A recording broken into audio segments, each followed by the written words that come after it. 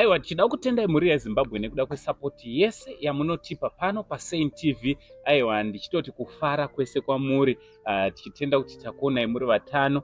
Nhasi ndiri kunoku kuMbare uko kwandaenda kunoona mai vaJunior pamwe chete naJunior avo vakanga vari muchipatara nedambudziko ratakambouya naro tikakurukura dambudziko raJunior raakanga aita rekuti musoro waingokura kubva pa3 months kubva paaine 3 months handiti kusvika iye zvino ave pa8 months handiti akuda unopinda mu9 months. Aiwa, tida kutenda hama dzose dzakabatsira kuti tinge tiri tinoendesa mwana kuchipatara. Nhasi tadzoka naye zvakare kuti mumbomuona kuti ave sei handiti. Makasimba here mai vaJunior? Takasimba, makadiko. Aiwa, tinofara. Muri yeZimbabwe ingada kuziva dambudziko ramakanga muinaro, kune vasina kuona vhidhiyo rekutanga, dambudziko ramakanga muinaro uyezve kuti zvii zvakazoitika kusvika pari nhasi. Alright. Ndakutenda kune mhuri yeZimbabwe vakandibatsira kune mwana. Mwana akatanga kukura musoro ane 3 months, izvezvi ane 8 months akusvitsa 9. Ndakabatsirwa nemhuri yeZimbabwe, ndakaenda paSaint TV ndobva ndakumbira rubatsiro. Ndakaenda kuchipatara, mwana akarapwa zvakanaka, musoro wakudzika, wanga wakakura zvakanyanyisa, asi pari zvino zvaaraiti uri kudzika mbichana mbichana. Ivo madhoktors vakati izvoni shandi achagara nayo svika musoro wazodzika, hamene kuti vachabvisa here. Alright. Kubva patakasangana patakaita vhidhiyo pano takatanga kubatsirana, ndeapiwo machanges amakaona zvamunotiwo izvi? Ndakatanga kuona usanduku.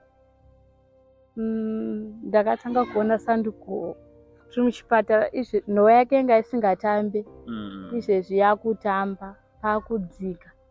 Alright. Mungadawo kuti kudii kune vakabatsirana nemi zvakanyanya kuburikidza nemari, vamwewo vaitongofona vachida kunzwa kuti mwana ari sei? Ndinoda kutenda vakandibatsira, nevaifona nevainamatira mwana. Aiwa, tinoda kutenda muri yeZimbabwe. Ndichida kutenda nekuda kwekubatsirana kwatinoita, sekutaura kwatinogara tichitaura kuti dambudziko kana rawira umwe wedu, aiwa, idambudziko rine ratowira tose senyika.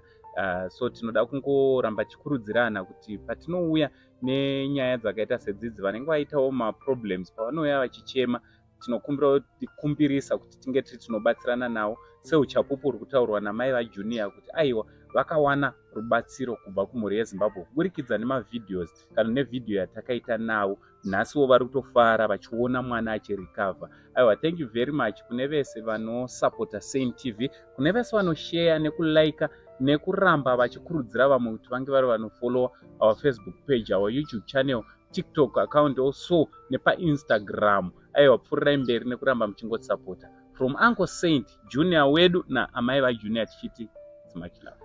Makadi zvenyu mhuri yeZimbabwe, inini ndini gogo vaJunior, ndaigara namai Junior nguva yavanga vari pamatambudziko takamira navo. Ndinotenda mhuri yeZimbabwe, makabatsira zvikuru. Mwananga ane dambudziko remusoro rairwadza zvakanyanya, saka takabatsirwa neSaint TV. Mhuri yeZimbabwe makabatsira. Ndinokutendai kune vakabatsira vese vari mhiri kwemakungwa, vana Sisi Nyasha, makabatsira mese, ndinokutendai. Amen.